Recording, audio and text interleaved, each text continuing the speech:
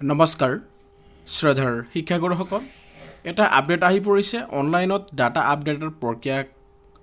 বিশেষকৈ কামৰূপ মহানগৰ জিলাৰ শিক্ষা বিষয়ৰ এক গুৰুত্বপূৰ্ণ জাননী 177খন স্কুলৰ প্ৰধানক কাৰ্যালয়লৈ আহি সিম কাৰ্ডৰ ক্ৰয় কৰাৰ নিৰ্দেশ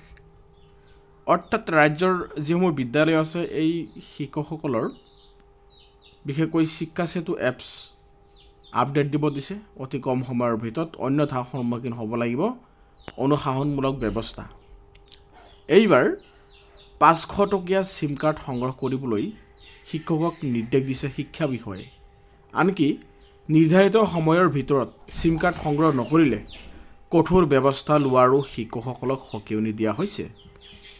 কামৰূপ জিলাৰ বিদ্যালয়ৰ পৰিদৰ্শক তথা জিলা প্ৰাথমিক শিক্ষা বিষয়ে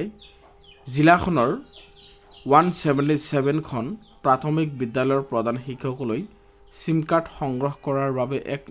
অৰ্ডাৰ জাৰি কৰিছে আৰু এই অৰ্ডাৰটোত উল্লেখ কৰা হৈছে যে অনলাইন ডাটা আপডেটৰ বাবে অসম চৰকাৰে সকলো বিদ্যালয়ক টেবলেট পিচি প্ৰদান কৰিছে কিন্তু বৰ্তমানলৈকে বহু সংখ্যক বিদ্যালয়ে এই সিম কাৰ্ড ক্ৰয় কৰা নাই কাইলৈ অথবা 14 আগষ্টত ছাত্ৰ ছাত্ৰীৰ যি সিম আছে সেই সিম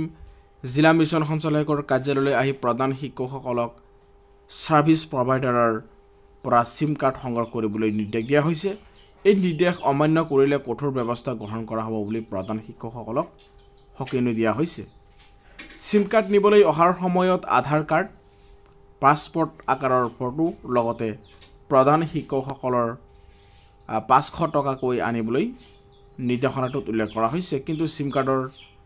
নামত 500 টকাকৈ আনিবলৈ শিক্ষা বিষয়গৰাকীয়ে দিয়া নিৰ্দেশনাক লৈ শিক্ষক সমাজৰ ভিতৰত তীব্ৰ প্ৰতিক্ৰিয়াৰ